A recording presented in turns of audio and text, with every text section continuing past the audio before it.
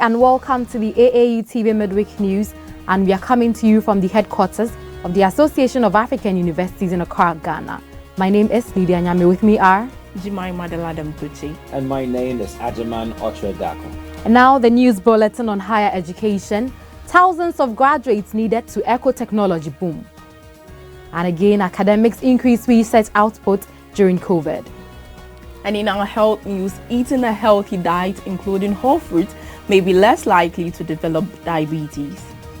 And also healthy diets before, during pregnancy linked to lower complications.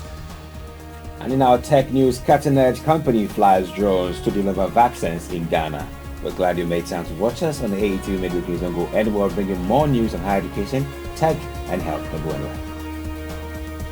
Welcome to GTP Health and Safety Corner. If you feel like stepping out, remember social distancing. You might just save a life. Rock at home, stay safe. Wash your hands with soap under running water.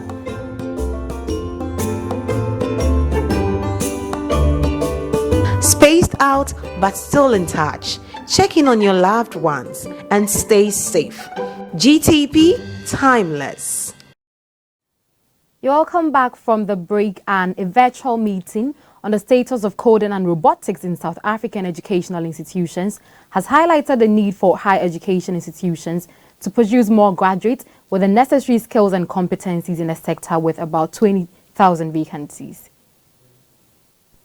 The virtual meeting on the status of coding and robotics in South African educational institutions brought together the broader education ecosystem, from specialists in coding and robotics sector to curriculum developers and advisors, schools and university faculty experts, to discuss development and responses on preparing learners to make the transition between school and university to the world of work armed with the requisite fundamental skills.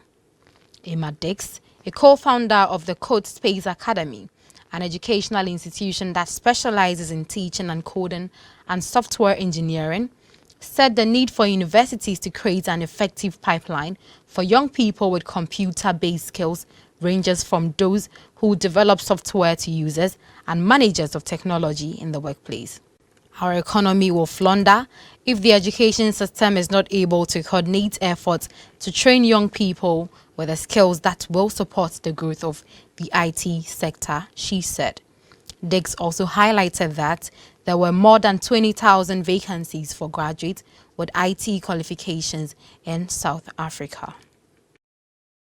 The virtual meeting on the status of coding and robotics in South African educational institutions brought together the broader education ecosystem, from specialists in coding and robotics sector to curriculum developers and advisors, schools and university faculty experts, to discuss development and responses on preparing learners to make the transition between school and university to the world of work armed with the requisite fundamental skills. Emma Dix, a co-founder of the Code Space Academy, an educational institution that specializes in teaching and coding and software engineering, said the need for universities to create an effective pipeline for young people with computer-based skills ranges from those who develop software to users and managers of technology in the workplace. Our economy will flounder if the education system is not able to coordinate efforts to train young people with the skills that will support the growth of the IT sector, she said. Dix also highlighted that there were more than 20,000 vacancies for graduates with IT qualifications in South Africa.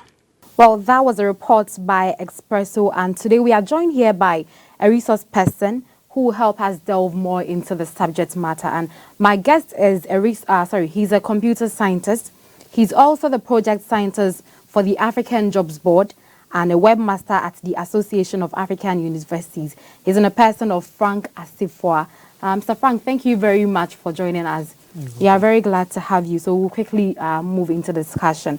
So I have a statement here, and it's by the co-founder of Code Space Academy. She's in the person of Emma Dix, and this is her statement.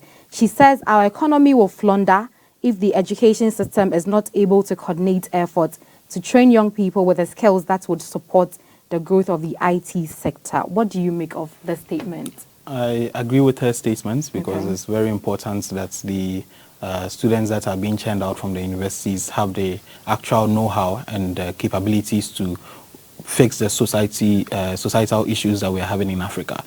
So it is very beneficial that the institutions, higher education institutions, make sure that the information that they are teaching the students are relevant to the job field.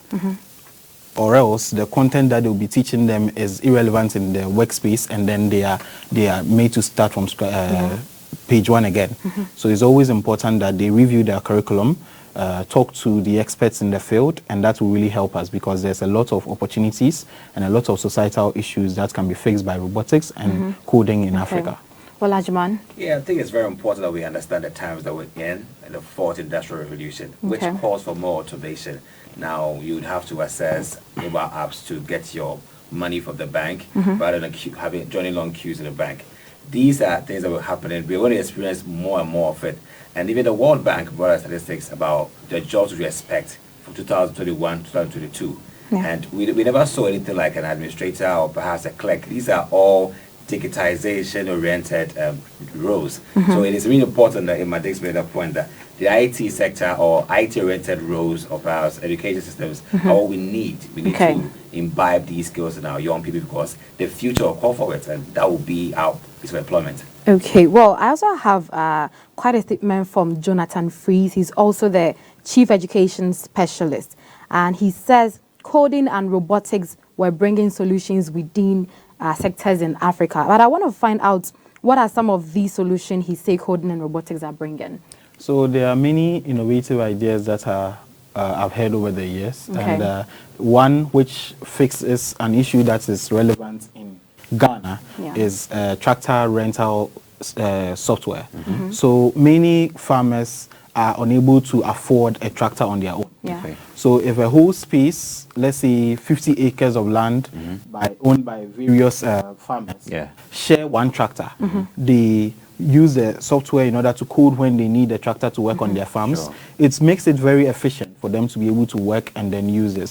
There are so many other innovative ideas, so many by Africans solving the problems that we are having in Africa. And that's what I say. The code that or the systems or the softwares that we get from outside Africa are not fixing our unique challenges. The youth know the challenges we are facing internally. If they have the requisite skills in order to be able to fix these challenges, that is the only way we move forward. Or else we'll keep on going back and forth with systems that do not really fit our needs.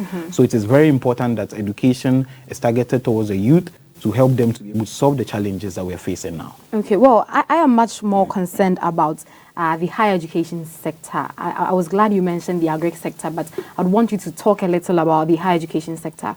So there are so many things that can be done. A few weeks ago, we had a video trending about a natural keyboard, where there was a teacher teaching kids under a tree where they drew the keyboard exactly, and that was really pathetic. Yes, but we have Arduino boards, which are basically computers, which can just be set up, and then they could the institutions themselves could pick. Okay, today is IT day. And then the team comes there, teaches the students to have a real-world feel of the computers that they'll be using. Because many students come to Accra or come to other parts of the world, and then they are from rural areas. When they come to the urban areas, they don't even know how to start a computer. That sets them back so many years because more of their peers have access to this, so they are able to accelerate more than they do. If we have these activities being done using robotics, using coding, they can solve a lot of our challenges. I think time will not even allow us to talk about the innovations that are there. Well, Agyemang. You know, last time we were just lamenting about how to get our foods ordered, I mean, timely. Forgive me if I'm talking about food, but, you know, it matters. Now, being at work so busy and you really want your food on time, what do you do? Can there be any application? Can we code something out where we could order foods to be just in time? So there are so many little issues that we're facing in our country that we can tailor coding and programming to. and make life easier. I really want to start classes on coding right away, you know. I can't wait. Yeah. And the master is here, you know. Well, coding and robotics is really going to make life easier. Mr. Frank, thank you very much for joining us in this segment. Now, still on higher education, academics at Makerere University in Uganda have taken advantage of the lull in face-to-face teaching caused by the COVID-19 pandemic to increase their research output, a self-assessment study has suggested. Makerere University's Quality Assurance Directorate said that the highest number of research publications produced over the past year came from the College of Health Sciences faculty with 537 papers. The college runs programs such as medicine and surgery, pharmacy, biomedical engineering, and biomedical sciences, among others. The College of Agricultural and Environmental Sciences followed with 194 publications. The past year seems to have been one of the most productive for Makerere. A lot of this progress could be attributed to the academic staff being at home for a very long period of time. So they decided to take advantage of their stay at home to complete their research work. Dr. Vincent Sembataya, the Quality Assurance Directorate Director at Makerere University, said higher education institutions in Uganda began to close their door to physical learning from last March 2020 to control the virus. Many have reopened to students over the past few months. Dr. Vincent added that because the academic staff was not teaching or had less students contact, they had time to think and become more productive.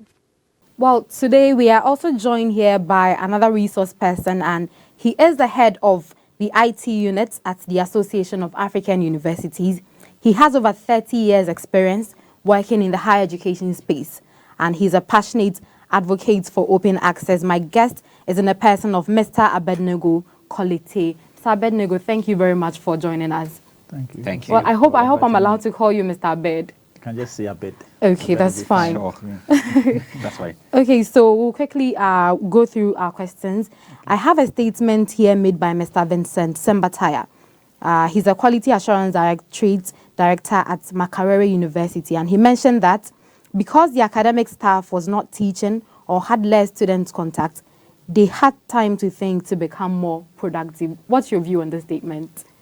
Well, I will first start off by congratulating the team in Makerere for coming up with that number of research papers. Sure. It's good. It's a good lead for the rest of the universities on the continent. But then I have some questions that I want us to probably think about. Sure. Okay. They said they have spent that much time because they reduced the time spent with the students to be able to do or dole out that much research. So I ask, the less time they spend with the students, have they looked at the impact it had on their teaching? Has it affected the students in any way? Because they have had to spend less time with the students. So how has that impacted on the students? That is one of the things they do. Then they also spoke about the fact that because they were at home, they were able to do more research. So what do they do when they go on vacation?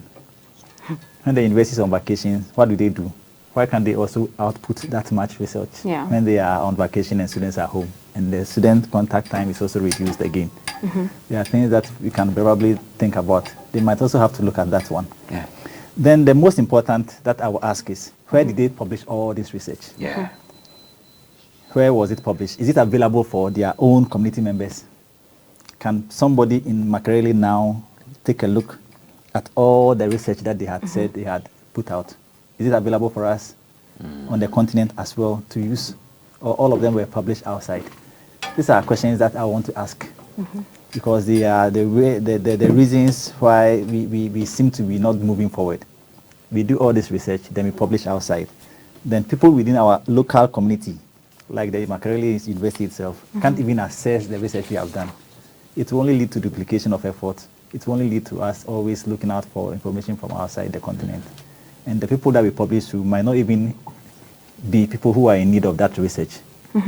So these are the things that comes to mind when I heard that statement from the director. But Mr. Abed, you know, here's a case where there was a lull in face-to-face teaching, which meant studies was not ongoing, and it wasn't also happening online. Yet they say academic staff were more productive. Don't you find that quite contradicting? Yeah. That's exactly my point. Because studies, actually, schools was not on vacation. Students were sent home, but academics were supposed to engage their students. Yeah. So how are they engaging them? And from my experience, I realized that teaching online is even more involving than the face-to-face type of learning, because the type of content and the way you deliver it differs considerably from when it is face-to-face. So now you reduce your time. You're supposed to do 4 months, for instance. You are reducing it to about 2 months. And then you are even doing it online. So that's why the first question I asked, what impact did it have on the students and the teaching? How were the students affected? Was it negatively or positively?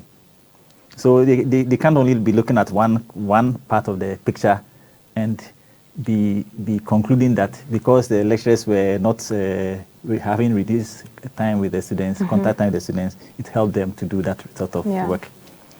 So for me, well, it's like I said earlier on, it's a good thing that they have been able to come up with that much research, but there's more to be done. Sure. Okay. Sure. And then other thing I want to talk about is what impact it has made also.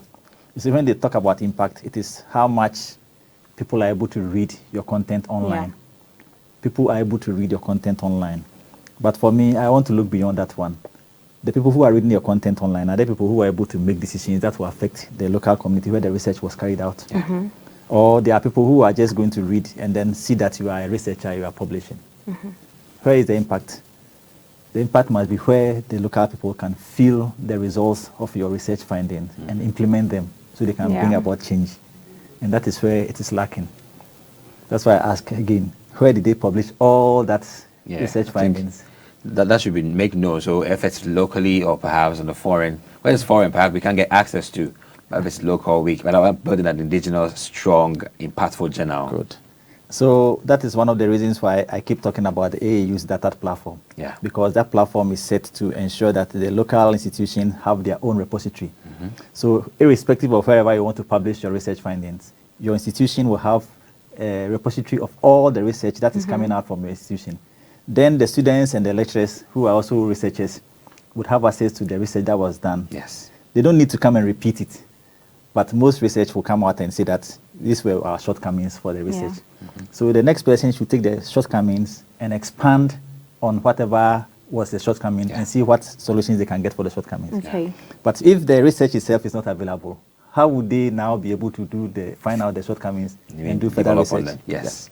Okay. Well, Agyemang, I want to find out from you, because according to Mr. Vincent, he says if government should spend at least 1% of Uganda's GDP on research, it could go a long way in addressing some of these development challenges. But currently, what is Uganda's GDP to research? Well, you know, we can talk about GDP as much as we can, but it is not in the right state. I'm saying not in the good state.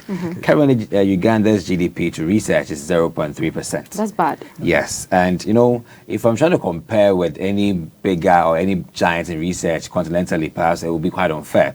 So I'll just put Ghana on the map at the moment. Ghana, which is around 0.385, which approximately is 0.4%. And you know, the GDP to research you allocate also in one way influences your GDP revenue. So Ghana's revenue is around $66 billion compared to Uganda, which is around $35 billion. That means that the more you allocate in terms of research to GDP, the more you grow, you expand the economy to look for more avenues to grow your economy. We're looking at one of the biggest models in this case, the South Korean economy, with 4.3% of the GDP to research. And you can count a $1.8 trillion of revenue. That means that we are lacking. So Dr. Vincent is right to appeal to government that I think we should move from 0.3 to 1%, because we believe that if we can do 1% of GDP to research, we could be able to expand our economy to find out ways and means we can generate revenue so that we can now become more resourceful as an economy, like how the South Koreans have done theirs.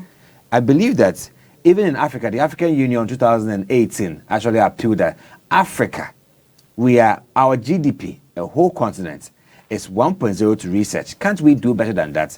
That means that even South Korea is doing better than us. And the whole of Africa, our GDP is 2.7 trillion. That is like a tide difference between us and the South Korean GDP revenue. So it means that we can do better with research and development by allocating more of our GDP to research. That could help us expand our economy and grow it more. Okay. You know, as it stands now, most of the funding to research at Makerere University has come from external and private sources. But I want to find out, with this proposed 1% GDP to research, will it bring a halt to Uganda's dependency on external funding? No, Mr. Abba wants to say something about that one, though. Yeah, well, you see, the problem is that, let me go back a bit again to the exposing of your research findings. Okay. It serves as a tool for marketing. Yeah. So now, like, Uganda is dependent on external funding. Yes. It is because probably they are also showcasing that they are doing a lot of research and they are outputting the research. So then it helps. The whole idea of research is to make it impactful within the community or the country. Yeah. So that policymakers, the industry will take it up and implement to make a change on the continent. Sure. Good. So they say you catch fish with a fish. So if you don't have fish and you go and you just put your hook in the river or the stream, You get nothing. nothing will come out of it. You see, so the reason, the point that the government will have to ensure that there's an increase in the amount that they have been Allocated to research. It's a real situation. It is something that the governments will have to look at. But you know, in Africa,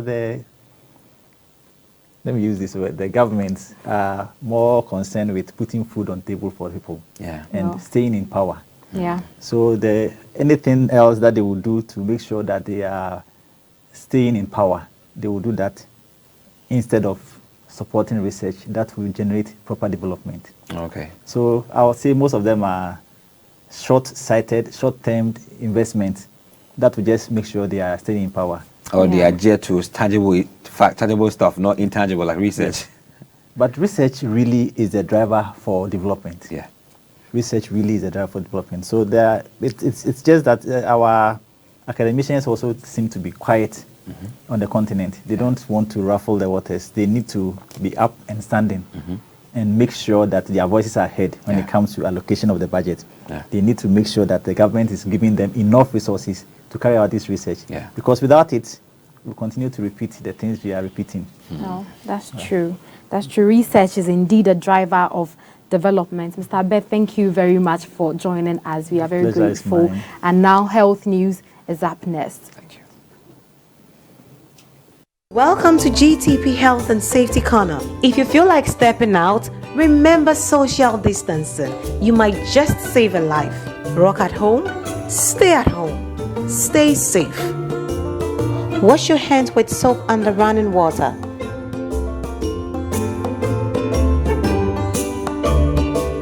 Spaced out but still in touch. Check in on your loved ones and stay safe. GTT.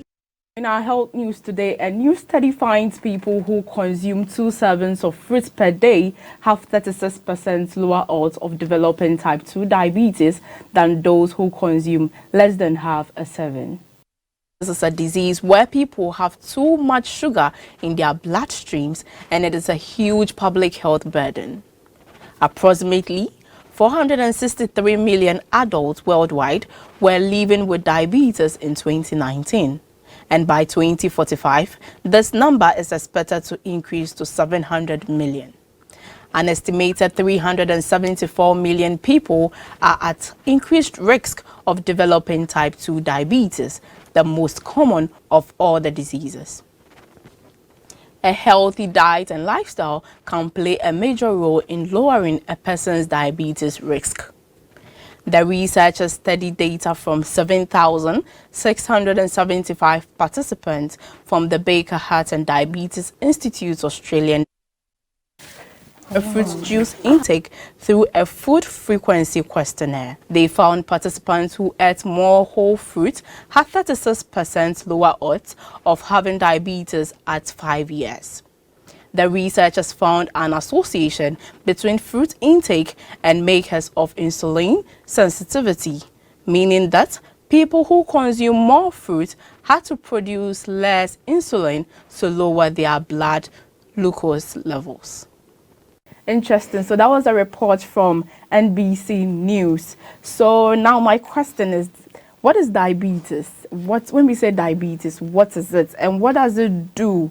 let me say the type 1, the type 2. Can we elaborate on what it really is? Well, I mean, just like most of us know, diabetes is a chronic disease and it occurs as a result of high levels of sugar, or let me say glucose, in the blood. Well, there's type 1 diabetes and then there's type 2 diabetes. But before I get to that, I have to say that diabetes is that disease that when you get it and you don't pay critical attention to it, you end up getting other complications such as heart diseases, kidney failure, eye problems, and a whole lot of it.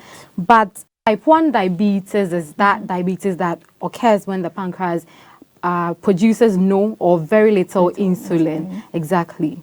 Yeah, Agyemang. Yeah, so with the type 2 diabetes, that is quite a bit complicated. You have your pancreas releasing enough, or let's say excess insulin. Now, these insulins are supposed to move in the bloodstream with the glucose and ensure that they move to the receptors and through the tubes, so they go to the various areas they are needed. But in this case, it is quite confusing thing that happens here. It's unfortunate that the tubes or the receptacles that need the glucose alongside the insulins will be closed or have an issue. So there's a closure of all these spots. That means that you have the excess insulin and glucose moving to your bloodstream and not going to the various receptors that that need it. So you have so much of sugar in your blood system that will now give you diabetes. Okay, and I want to add that type 1 diabetes can happen to people of any age, but mostly it happens in children and in adolescents. And people like that live on insulin. So they basically depend on insulin to survive. And more importantly, the type 2 is as a result of our habits, lifestyles, eating so much without exercise and also not having a good, the poor lifestyle we live, that increases the fat and sugars in us, especially the sugars. Yeah, and type 1 diabetes is not a very common diabetes as compared to type 2 because statistics say only 10% of diabetic patients in the world have type 1 diabetes. 90% is that are type 2. Okay, so we heard of fruits being a solution to this, but I want to know what's contributing factor does fruit help in curbing diabetes? Yeah, the fruit factor is where, fruits have the very moderate and rich and adequate kind of sugars for the system. So when you take in foods, the pancreatic, the pancreas actually releases insulin, not so much, not so less, but the right amount of insulin you need to put or to ensure that all glucose is positioned or being directed to the various receptors. And therefore you wouldn't have so much glucose left in the bloodstream. And that will help you not end up with diabetes. No. Well, I also know that fruits has something in it that basically lowers one's sugar naturally. There are some foods that you take that you get the sugar, but for fruit, you may say it looks sugary, but after taking it, it actually reduces your blood sugar naturally. Intake. Okay, so moving on. A healthy diet around the time of conception through the second trimester may reduce the risk of several common pregnancy complications, suggests a new study. A healthy diet around the time of conception through the second trimester may reduce the risk of several common pregnancy complications, suggests a study by researchers at the National Institute of Health. Expected women in the study who scored high on any of the 3 measures of healthy eating had lower risk of gestational diabetes, pregnancy-related blood pressure disorders, and preterm birth. The researchers analyzed dietary data collected multiple times during pregnancy from the National Institute of Child Health and Human Development. Fetal growth study. Nearly 1,900 women responded to questionnaires on their diets at 8 to 13 weeks of pregnancy and were asked to estimate what they ate in the previous 3 months. At 16 to 22 weeks and 24 to 29 weeks, the women identified what they ate in the previous 24 hours. Their responses were scored according to the 3 measures of healthy eating: the alternate healthy eating index, alternate Mediterranean diet, and dietary approaches to stop hypertension diet. All 3 measures emphasize consumption of fruits, vegetables, whole grain, nuts, legumes, while limiting the red and processed meat. Interesting. Well, I want to find out, at what point of pregnancy must a pregnant woman intensify the intake of healthy food? I'll let Agyemang take it. Yeah, there are like a number of trimesters, the first trimester, second and third. Yeah. With the very first trimester, the baby begins to form to a premature point. But at the second trimester, where the baby is at the peak, because you have 3 months to deliver, I think at that point, the baby is in a very good shape to also eat what the mother eats. So whatever that he eats, if it's healthy, your baby shares in that healthy diet. Right. If it's unhealthy, your baby shares in that unhealthy diet. So which is the right choice to make to take in healthy food. So, I mean, we have lots of healthy foods, the whole grains, the legumes, the fruits, and all that. So, I would say the second trimester is the right point because the baby has formed to a point, to the peak, and about delivery. Agyemang, I don't agree. I don't think there should be a specific trimester where you should eat healthy. I mean, we advocate for healthy eating all the time, and you tell me that a pregnant woman should eat healthy food when she's in her. Specifically, like, at what point should you change your diet? Sometimes pregnant women really follow what they crave for. So let's say a pregnant woman will crave for more sugars because she's pregnant, which is normal. You can't stop them from taking in the various kinds of sweeties. But the very point you should be very careful with the sweets and taking more fruits and vegetables, or let's say a healthy diet portfolio that we will share here. Is the second trimester, because is at that point that that's what the study says. Has it been proven? Oh well, No, not yet. I don't think we need proof to understand that the second trimester is a point where you should be very serious with what you take in. But I think whatever the pregnant woman is taking, healthy eating is healthy eating. You have to add fruits. Yes, they have their cravings and all that. Exactly. But adding fruits to your daily diet, I don't think should be a problem. I don't think there should be a specific point in time where you should be advised to take it. I think at all times you should take it. I was saying to the question, you asked me particularly as the second trimester. But let me, that moves me to my second question. What constitutes a healthy diet? Well, I think it's a whole lot of goodies. I mean, we all know that every single thing you consume has its own nutritional benefits. Exactly. If you're taking anything that has sugar, but we know the right kind of sugars are in the fruit we take. By other kinds of food like milk, fats, vegetables, which are high in nitrates, fatty foods. Every component of all these food types are important for the human body. However, that we can say that some are much more important than the other. So basically, a healthy diet should be a balance of all nutrients that wouldn't end up giving you, let's say, a heart disorder and inflammation, but rather will boost your body immune systems and make you more stronger. Well, the study grouped a healthy diet into 3 parts, and I would just want to take one of them. It says alternate Mediterranean diet. And for that, it says on a daily basis, you're supposed to take vegetables, fruits, and whole grains. Weekly, you are supposed to take fish, poultry, beans, and eggs. And also, you should take moderate portions of daily fruits, and then you should also limit the intake of red meat. So that's for the alternate. That reminds me on this one, which is the alternate diet to stopping hypertension, which also has more of fruits, vegetables, some a little bit of red meat, and also fish, and some more on legumes and vegetables. Okay, so we urge our viewers to, continue eating fruits as we have fruit on our sets today. So don't go anywhere as we bring you science and technology news after this short break. Welcome to GTP Health and Safety Corner. If you feel like stepping out, remember social distancing. You might just save a life. Rock at home, stay at home, stay safe.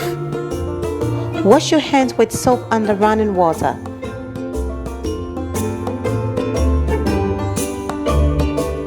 Spaced out but still in touch. Check in on your loved ones and stay safe. GTP, timeless.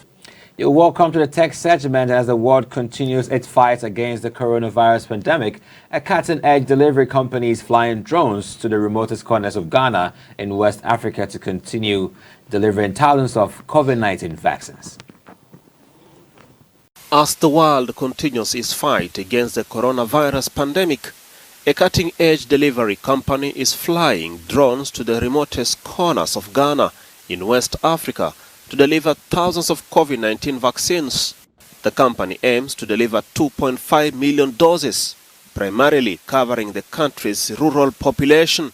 In the morning, we walk to the center. We know that exactly 130 people are here at this point in time. And so we fly enough doses just for 130 people. It's a very powerful thing to do.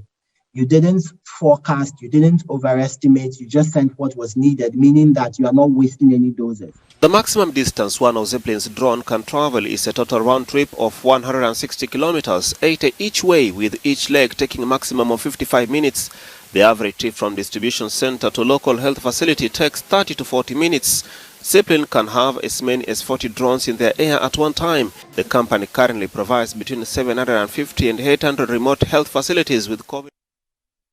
This cutting edge, innovative way of trying to supply medicals to people in remote areas in Ghana. But I want to find out, recently the president of Rwanda, Cecilia Pokakambi, said that, the country that has so much of ambulances, why would you still want to invest into very expensive drone system? Why can't you use those funds to also create those avenues to reach the people through, let's say, road? Why drones? So I wonder, you find this novel, right? So what do you agree with Pokagami, what he's saying? In some ways he's right, but in certain ways he's not. Yes, ambulances are available in countries, but we still need drones because drones are more faster. A place that a drone can get to quite quickly, it would take an ambulance some time, which explains why in some parts of the world we see our healthcare adapting drones to deliver drugs, to deliver organs, because drones are much faster. Drones came to meet ambulances, yet drones still has usefulness in the system. So I think it's a good one that Cutting Edge says they are going to use drones to deliver vaccines, because I believe it would help deliver vaccines really, really quickly to the remote areas. What do you think about this? I also think it's a good one, adding to what Lydia said, where a drone can get faster. Using an ambulance by road, it will take a long time. Right now, in those rural areas, the roads are not good enough. There are even sometimes no roads. They have to pass through bush and all that to get medicine, or let me say drug, to someone in the hospital. So I think with the invention of drone, it's going to, make everything easier and accessible. And also, lastly, there is always development in one way or the other. I think it's time for, let me say, leaders or those in authority to look at the rural areas and develop them to suit what the city or what the city enjoys here. So I think it's time that we also look at these rural areas and how we can help them in technology. There's a lot to be done for the rural areas, I believe so. Well, that's true. Now, that is all for the news, and in wrapping up, let's take a quick recap of our headlines. On higher education, thousands of graduates needed to echo technology boom. And again, academics increase research output during COVID. And in our health news, eating a healthy diet, including whole fruit, may be less likely to develop diabetes. And also healthy diets before, during pregnancy linked to lower complications. In our tech news, a Cutting Edge company flies drones to deliver vaccines in Ghana. Now, thank you very much for staying with AAU TV News as we keep you informed, educated and entertained. My name is Lydia Nyame. And I am Jemima Deladem Dotsey. My name is Agyemang, Darko, and I'm glad you made time with the AAU TV Mid-Week News. I believe you enjoy your time here. Have a nice time, be safe, and bye.